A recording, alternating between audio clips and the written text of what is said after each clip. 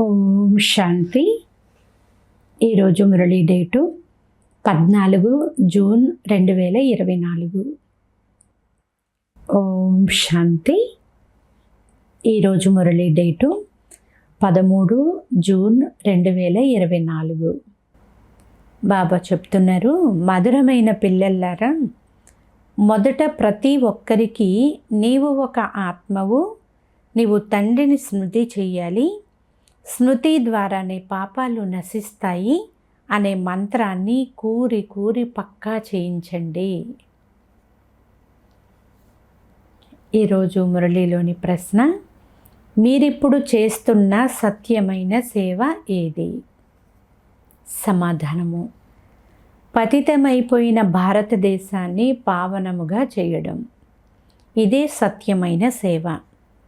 మీరు భారతదేశానికి ఏ సేవ చేస్తున్నారు అని ప్రజలు అడుగుతారు. మేము శ్రీమతానుసారం చేయు ఆత్మిక సేవ ద్వారా భారతదేశం డబల్ కిరీటధారిగా అవుతుంది. భారతదేశంలో ఒకప్పుడు ఉన్న శాంతి సుఖాలను మళ్ళీ మేము స్థాపన చేస్తున్నాము అని చెప్పండి. ఓం శాంతి.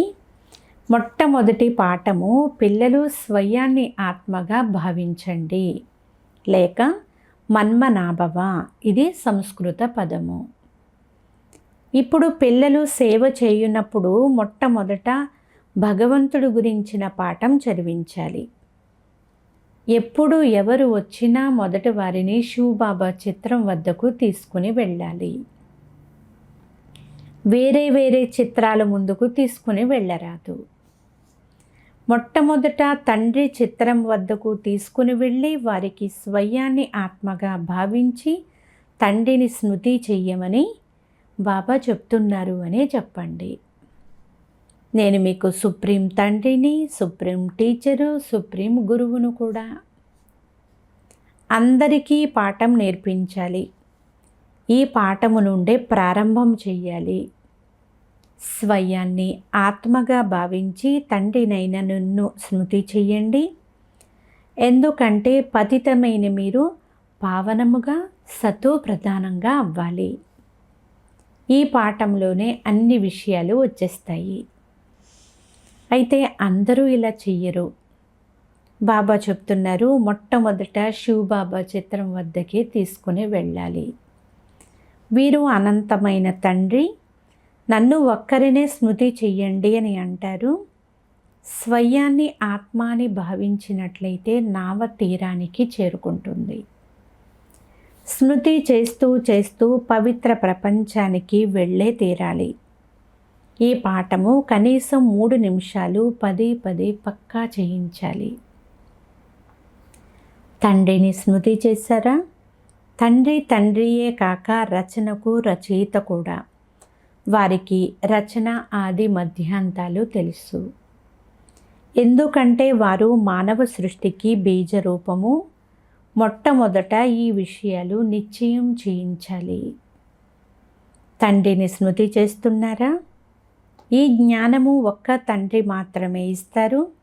మేము కూడా ఆ తండ్రి నుండే జ్ఞానము తీసుకున్నాము. ఇప్పుడు ఆ జ్ఞానాన్ని మీకు ఇస్తున్నాము అని వచ్చిన వారికి చెప్పాలి. మొట్టమొదట ఈ మంత్రమును పక్కా చేయించాలి. స్వయాన్ని ఆత్మగా భావించి తండ్రిని స్మృతి చేసినట్లయితే సనాదులుగా అయిపోతారు. ఈ చిత్రము చూపించి మొదట ఈ విషయాన్నే అర్థం చేయించండి. ఇది అర్థం చేసుకోనంత వరకు ముందుకు తీసుకుని వెళ్ళకండి. ఈ విధంగా తండ్రి పరిచయాన్ని తెలుపుతూ 2-4 చిత్రాలు ఉండాలి.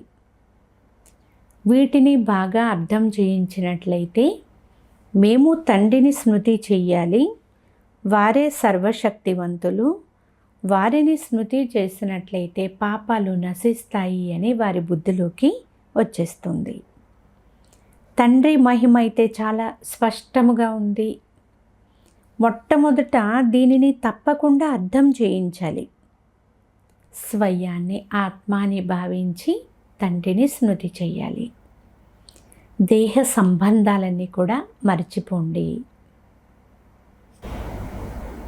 నేను సిక్కుని, నేను ఫలానా, ఇది వదిలి ఒక్క తండ్రిని మాత్రమే స్మృతి చెయ్యాలి.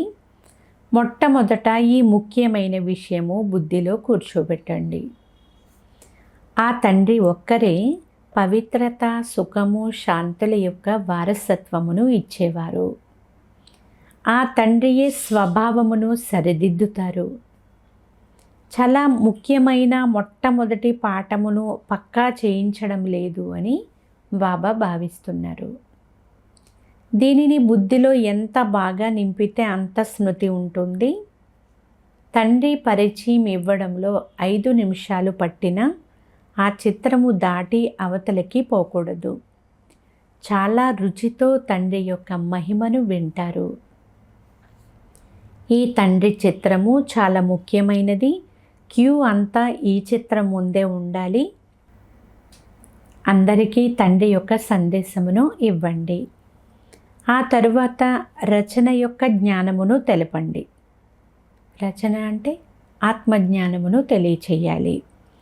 చక్రము ఎలా తిరుగుతూ ఉందో తెలపండి. మసాలా కూరి కూరి ఎలా నింపుతారో అలాగే ఈశ్వరీయ మిషన్ అయినా మీరు ఒక్కొక్క విషయాన్ని కూరి కూరి వారి బుద్ధిలో కూర్చోబెట్టండి. ఎందుకంటే తండ్రిని తెలుసుకోని కారణంగా అందరూ కూడా అనాథలుగా అయిపోయారు.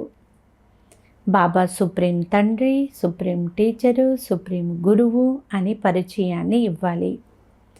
3 సంబంధాలు ఒక్కరే అని తెలిపితే సర్వవ్యాపి అనే విషయం కూడా వారి బుద్ధి నుండి తొలగిపోతుంది. దీనిని మొట్టమొదట బుద్ధిలో కూర్చోబెట్టండి. తండ్రిని స్మృతి చెయ్యాలి. అప్పుడే మీరు పతితుల నుండి పావనముగా తయారు కాగలుగుతారు. దైవీ గుణాలు కూడా ధారణ చెయ్యాలి. సతో ప్రధానంగా కూడా అవ్వాలి. మీరు వారికి తండ్రి స్మృతిని ఇప్పిస్తారు. అందులో పిల్లలైన మీ కళ్యాణం కూడా ఉంది. మీరు కూడా మన్మనాభవ స్థితిలో ఉంటారు. మీరు సందేశకులు కనుక తండ్రి పరిచయాన్ని ఇవ్వాలి. బాబా మనకు తండ్రి, టీచరు, సద్గురువు కూడా అయ్యారు అనే విషయము ఒక్క మనిషికి కూడా తెలియదు. తండ్రి పరిచయం వినడం ద్వారా వారు చాలా సంతోషిస్తారు. భగవాను వాచ, నన్ను ఒక్కరినే స్మృతి చేసినట్లయితే పాపాలు అన్నీ నశించిపోతాయి. ఇది కూడా మీకు తెలుసు. గీతతో పాటు మహాభారత యుద్ధం కూడా చూపించారు. ఇప్పుడు ఆ యుద్ధము మాటే లేదు. తండ్రిని స్మృతి చేయడంలోనే మీకు యుద్ధం ఉంది. చదువు విషయం వేరు. స్మృతిలోనే బాగా యుద్ధం నడుస్తూ ఉంటుంది. ఎందుకంటే అందరూ దేహాభిమానంలో ఉన్నారు కదా. ఇప్పుడు మీరు దేహీ అభిమానులుగా తండ్రిని స్మృతి చేసేవారిగా అవుతారు. మొట్టమొదట వారు తండ్రి, టీచరు, గురువు అని పక్కా చేయించండి. అప్పుడు మనము వారు మీ మాటలు వినాలా, వారి మాటలు వినాలా అని అడుగుతారు. అందుకు మీరు పిల్లలు, ఇప్పుడు మీరు శ్రేష్టముగా తయారయ్యేందుకు పూర్తిగా శ్రీమతాన్ని అనుసరించండి అని తండ్రి తెలియజేస్తున్నారు. మేము ఇదే సేవ చేస్తున్నాము. ఈశ్వరీయ మతమును అనుసరించినట్లయితే మీ వికర్మలు వినాశనం అవుతాయి. నన్ను ఒక్కరినే స్మృతి చెయ్యండి అని తండ్రి యొక్క శ్రీమతం ఉంది. సృష్టి చక్ర జ్ఞానం ఏదైతే అర్థం చేయిస్తామో అది కూడా వారి మతమే. మీరు కూడా పవిత్రముగా అయి నన్ను స్మృతి చేస్తే మిమ్మల్ని నా వెంట తీసుకుని వెళ్తాను అని తండ్రి చెప్తున్నారు. బాబా అనంతమైన మార్గదర్శకుడు కూడా. ఓ పతిత పావన, మమ్మల్ని పావనంగా చేసి పతిత ప్రపంచం నుండి తీసుకుని వెళ్ళండి అని పిలుస్తారు కదా. ప్రపంచంలో ఉన్న వారందరూ శారీరక పండాలు, అంటే శారీరక మార్గదర్శకులు. శివబాబా అయితే ఆత్మిక పండ. శివబాబా మనల్ని చదివిస్తున్నారు. తండ్రి మీకు కూడా నడుస్తూ, తిరుగుతూ, లేస్తూ, కూర్చుంటూ నన్ను స్మృతి చేస్తూ ఉండండి అని చెప్తున్నారు. ఇందులో అలసిపోయే పనే లేదు. అప్పుడప్పుడు పిల్లలు ఉదయమే వచ్చి కూర్చుంటారు. అప్పుడు వారు అలసిపోయి ఉండవచ్చు అని తండ్రి గమనిస్తారు. ఇది సహజ మార్గము. హఠంతో మాత్రం కూర్చోకూడదు. భలే లేచి అటు ఇటు తిరగండి. చాలా ఇష్టంతో తండ్రిని స్మృతి చెయ్యాలి. ఆంతరికంలో బాబా బాబా అనేటటువంటి ఉత్సాహం రావాలి. ఎవరు సదా ప్రతి శ్వాసలో కూడా తండ్రిని స్మృతి చేస్తూ ఉంటారో వారికి ఉత్సాహం వస్తుంది. ఇతర విషయాలు ఏమైనా గుర్తు వస్తే వాటిని తొలగించాలి. తండ్రి పైన చాలా ప్రేమ ఉండాలి. ఆ అతీంద్రియ సుఖము అనుభవం అవుతూ ఉండాలి. మీరు తండ్రి స్మృతిలో లగ్నమైనప్పుడు తమో ప్రధానము నుండి సతో ప్రధానంగా అవుతారు. అప్పుడు మీ సంతోషానికి అవధులే ఉండవు. ఈ విషయాలన్నీ ఇక్కడ వర్ణించడం జరుగుతుంది. అందుకే అతీంద్రియ సుఖం గురించి గోపగోపికలను అడగండి అనే గాయనము కూడా ఉంది. వారిని భగవంతుడైన తండ్రియే చదివిస్తున్నారు. భగవాను వాచ, నన్ను స్మృతి చేయండి, తండ్రి మహిమనే తెలపాలి. సద్గతి వారసత్వంగా ఒక్క తండ్రి ద్వారా మాత్రమే లభిస్తుంది. అందరికీ సద్గతి తప్పకుండా లభిస్తుంది. మొదట అందరూ శాంతిధామానికి వెళ్తారు. అయితే తండ్రి మనకు సద్గతినిస్తున్నారు అనేది బుద్ధిలో ఉండాలి. శాంతిధామము సుఖధామము అని దేనిని అంటారో అర్థం చేయించబడింది. ఆత్మలన్నీ శాంతిధామంలో ఉంటాయి. అది మధురమైన ఇల్లు, నిశ్శబ్దమైన ఇల్లు, నిశ్శబ్ద శిఖరము, sweet home, silence home, tower of silence. దానిని ఈ కనులతో ఎవ్వరూ చూడలేరు. సైన్స్ వారికి ఇక్కడ కనిపించే వస్తువుల గురించి మాత్రమే బుద్ధి పనిచేస్తుంది. ఆత్మలను ఈ కనులతో ఎవ్వరూ చూడలేరు, కానీ అర్థం చేసుకోగలరు. ఆత్మనే చూడలేకుంటే ఇక ఆత్మల తండ్రిని ఎలా చూడగలుగుతారు? ఇది అర్థం చేసుకునే విషయం కదా, ఈ కనులతో చూసేది కాదు. భగవాను వాచ, నన్ను స్మృతి చేస్తే మీ పాపాలు భస్మమైపోతాయి. ఇలా ఎవరన్నారు? పూర్తిగా అర్థం చేసుకోనందున కృష్ణుడు అని అంటారు.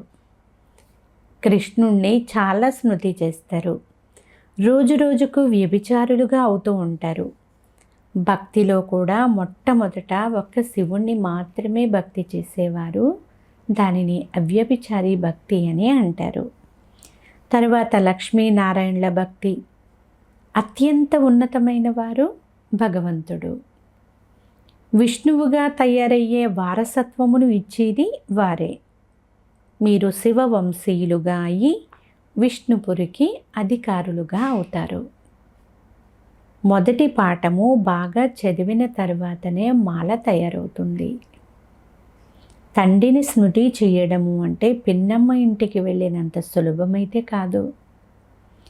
మనస్సు బుద్ధి రెండింటినీ అన్ని వైపుల నుండి తొలగించి కేవలం ఒక తండ్రి వైపు మాత్రమే జోడించాలి. ఈ కనులతో చూసే దానినంతా కూడా బుద్ధి నుండి తొలగించాలి. తండ్రి చెప్తున్నారు, నన్ను ఒక్కరినే స్మృతి చేయండి.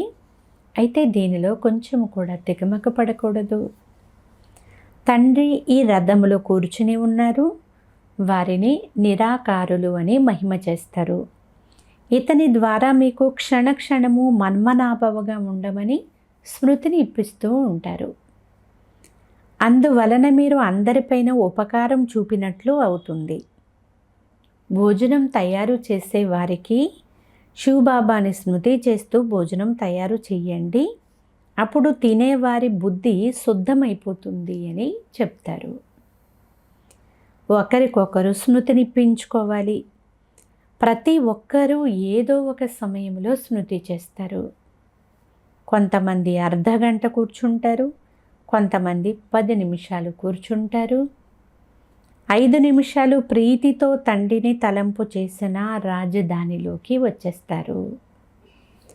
రాజు రాణి ఎల్లప్పుడూ అందరినీ ప్రేమిస్తారు. మీరు కూడా ప్రేమ సాగరులుగా అవుతారు. అందువలన అందరిపైన ప్రేమ ఉంటుంది. ప్రేమయే ప్రేమ. తండ్రి ప్రేమ సాగరులు కనుక పిల్లలకు కూడా ఇలాంటి ప్రేమ తప్పకుండా ఉంటుంది, ఉండాలి కూడా. అప్పుడే అక్కడ కూడా ఇటువంటి ప్రేమ ఉంటుంది.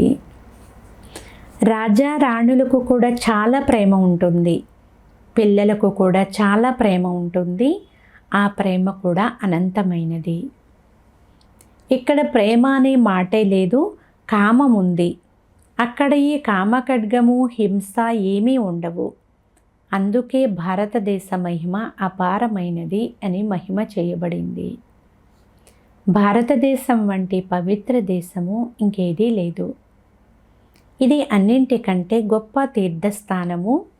తండ్రి కూడా భారతదేశంలోనే వచ్చి పిల్లలకు సేవ చేస్తారు, అందరినీ చదివిస్తారు.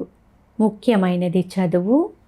కొంతమంది భారతదేశానికి మీరు ఏ సేవ చేస్తున్నారు అని అడుగుతారు. ఇప్పుడు పతితముగా ఉన్న భారతదేశం పావనముగా అవ్వాలి అని మీరు కోరుకుంటున్నారు కదా. మేము శ్రీమతమును అనుసరించి భారతదేశాన్ని పావనముగా చేస్తున్నాము అని తండ్రిని స్మృతి చేస్తే పతితుల నుండి పావనముగా అవుతారు అని అందరికీ చెప్పండి. ఈ ఆత్మిక సేవను మేము చేస్తున్నాము అని చెప్పండి. భారతదేశం ఏదైతే ఒకప్పుడు తలమానికంగా ఉండేదో, ఏ సుఖశాంతులు ఉండేవో వాటిని మళ్ళీ శ్రీమతం అనుసరించి కల్పం క్రితం వలె డ్రామా ప్లాన్ అనుసారముగా మళ్ళీ తయారు చేస్తున్నాము అని చెప్పండి. ఈ పదాలు పూర్తిగా గుర్తుంచుకోండి. మనుషులు ప్రపంచంలో శాంతి కావాలి అని కోరుకుంటారు కదా. మేము అదే చేస్తున్నాము అనే చెప్పండి. భగవాను వాచ, తండ్రి పిల్లలైన మాకు తండ్రినైనా నన్ను స్మృతి చెయ్యండి అని అర్థం చేయిస్తూ ఉంటారు. మీరెవ్వరూ అంతగా స్మృతి చెయ్యడం లేదు అని కూడా తండ్రికి తెలుసు. ఇందులోనే శ్రమ ఉంది. స్మృతి ద్వారానే కదా కర్మాతీత స్థితి వస్తుంది. మీరు స్వదర్శన చక్రధారులుగా అవ్వాలి. దీని అర్థము కూడా ఎవ్వరి బుద్ధిలోనూ లేదు. శాస్త్రాలలో అయితే ఎన్నో విషయాలు వ్రాసేశారు. మీరు ఇంతవరకు చదివినదంతా మర్చిపోవాలి. స్వయాన్ని ఆత్మగా భావించమని ఇప్పుడు తండ్రి చెప్తున్నారు. మన జతలో వచ్చేది అదే, ఇంకేది వెంటరాదు. ఇది తండ్రి చెప్పే చదువు. ఈ చదువు మాత్రమే వెంట వస్తుంది. దీని కొరకే మీరు ప్రయత్నం చేస్తున్నారు. చిన్న చిన్న పిల్లలను కూడా తక్కువగా భావించకండి. ఎంత చిన్నవారో అంత పేరును ప్రఖ్యాతం చేయగలరు. చిన్న చిన్న కుమారీలు కూర్చుని పెద్ద పెద్ద అనుభవం కలవారికి, వృద్ధులకు అర్థం చేయిస్తే అద్భుతం చేసి చూపిస్తారు. వారిని కూడా మీ సమానముగా తయారు చేయాలి. ఎవరైనా ప్రశ్నలు అడిగితే జవాబు ఇచ్చినట్లు చిన్న పిల్లలను తయారు చేయండి. సేవా కేంద్రాలు, మ్యూజియంలు ఎక్కడెక్కడ ఉన్నాయో అక్కడకు వారిని పంపండి. అటువంటి గ్రూపును తయారు చేయండి. ఇదే మంచి సమయము. ఇటువంటి సేవ చేయండి. చాలా పెద్దవారికి కూడా చిన్న కుమారీలు కూర్చుని అర్థం చేయిస్తే చాలా అద్భుతంగా ఉంటుంది. ఎవరైనా మీరు ఎవరి పిల్లలు అని అడుగుతారు. మేము శివబాబా పిల్లలము అని చెప్పండి. వారు నిరాకారులు, బ్రహ్మ శరీరంలో వచ్చి మమ్మల్ని చదివిస్తున్నారు అని చెప్పండి. ఈ చదువు ద్వారానే మేము ఈ లక్ష్మీనారాయణులుగా అవ్వాలి. సత్యయుగ ప్రారంభంలో లక్ష్మీనారాయణల రాజ్యం ఉండేది కదా. వారిని అలా తయారు చేసింది ఎవరు? వారు అలా తయారయ్యే కర్మలు తప్పకుండా చేసి ఉంటారు కదా. తండ్రి కూర్చుని కర్మ, అకర్మ, వికర్మల యొక్క గతులను వినిపిస్తారు. శివబాబా మనల్ని చదివిస్తున్నారు. వారే మనకు తండ్రి, టీచరు, గురువు. అందువలన తండ్రి అర్థం చేస్తున్నారు. ముఖ్యంగా ఒక్క విషయం పైన చాలా బాగా అర్థం చేయించాలి. మొట్టమొదట భగవంతుడు, వీరిని అర్థం చేసుకుంటే మళ్ళీ ఇన్ని ప్రశ్నలు మొదలైనవి ఎవ్వరూ అడగరు. తండ్రిని అర్థం చేసుకోకుండా ఇతర చిత్రాల గురించి అర్థం చేయిస్తే వచ్చిన వారు మీ తలను పాడు చేస్తారు. మొట్టమొదటి విషయము తండ్రి, మనము శ్రీమతమును అనుసరిస్తున్నాము, పోను పోను భగవంతుణ్ణి అర్థం చేసుకున్నాము, మిగిలిన చిత్రాలు మొదలైనవి చూసే పని లేదు అని చెప్పేవారు కూడా ముందు ముందు వస్తారు. తండ్రిని తెలుసుకున్నందువలన అంతా అర్థం చేసుకున్నాము, భిక్ష లభించడంతో ముందుకు వెళ్ళిపోతారు. మీరు ఫస్ట్ క్లాస్ అయినటువంటి భిక్షను ఇస్తారు, జ్ఞానము అనే భిక్ష. తండ్రి పరిచయమును ఇవ్వడంతోనే వారు తండ్రిని స్మృతి చేస్తారు. తండ్రిని ఎంత ఎక్కువగా స్మృతి చేస్తారో అంతగా తమో ప్రధానము నుండి సతో ప్రధానులుగా అవుతారు. అచ్చా, మధురాతి మధురమైన అపరూపమైన పిల్లలకు మాతాపిత బాప్దాదాల ప్రియ స్మృతులు మరియు గుడ్ మార్నింగ్. ఆత్మిక పిల్లలకు ఆత్మిక తండ్రి నమస్తే. ఆత్మీయ తండ్రికి ఆత్మీయ పిల్లల యొక్క ప్రియ స్మృతులు గుడ్ మార్నింగ్. నమస్తే నమస్తే నమస్తే. ధారణ కొరకు ముఖ్య సారము. ఫస్ట్ పాయింట్, అతీంద్రియ సుఖం అనుభవం చేసేందుకు లోపల బాబా బాబా అనే ఉత్సాహం రావాలి. హఠముతో కాకుండా, అంటే కష్టముతో కాకుండా, చాలా అభిరుచితో నడుస్తూ తిరుగుతూ కూడా తండ్రిని స్మృతి చెయ్యాలి. బుద్ధిని అన్ని వైపుల నుండి తొలగించి ఒక్కరి వైపు మాత్రమే జోడించండి. సెకండ్ పాయింట్, తండ్రి ఎలాగైతే ప్రేమ సాగరులో అలా వారి సమానముగా ప్రేమ సాగరులుగా అవ్వాలి. అందరికీ ఉపకారం చెయ్యాలి, తండ్రి స్మృతిలో ఉండాలి, అందరికీ తండ్రి స్మృతిని ఇప్పించాలి. ఈరోజు వరదానము, శాంతి శక్తి యొక్క సాధనాల ద్వారా విశ్వాన్ని శాంతిగా తయారు చేసే ఆత్మిక శస్త్రధారి భవ. శాంతి శక్తి యొక్క సాధనము శుభ సంకల్పాలు, శుభ భావన మరియు నయనాల భాష. ఎలాగైతే నోటి భాష ద్వారా తండ్రి యొక్క లేక రచన యొక్క పరిచయమును ఇస్తారో, అలా శాంతి శక్తి ఆధారంతో నయనాల భాషతో, నయనాల ద్వారా తండ్రి యొక్క అనుభూతిని చేయించగలరు. సేవ యొక్క స్థూల సాధనాల కంటే సైలెన్స్ యొక్క శక్తి చాలా చాలా శ్రేష్టమైనది. ఆత్మిక సైన్యానికి ఇదే విశేషమైనటువంటి శస్త్రము. ఈ శస్త్రము ద్వారా అశాంతిగా ఉన్నటువంటి విశ్వాన్ని మీరు శాంతియుతంగా చేయగలుగుతారు.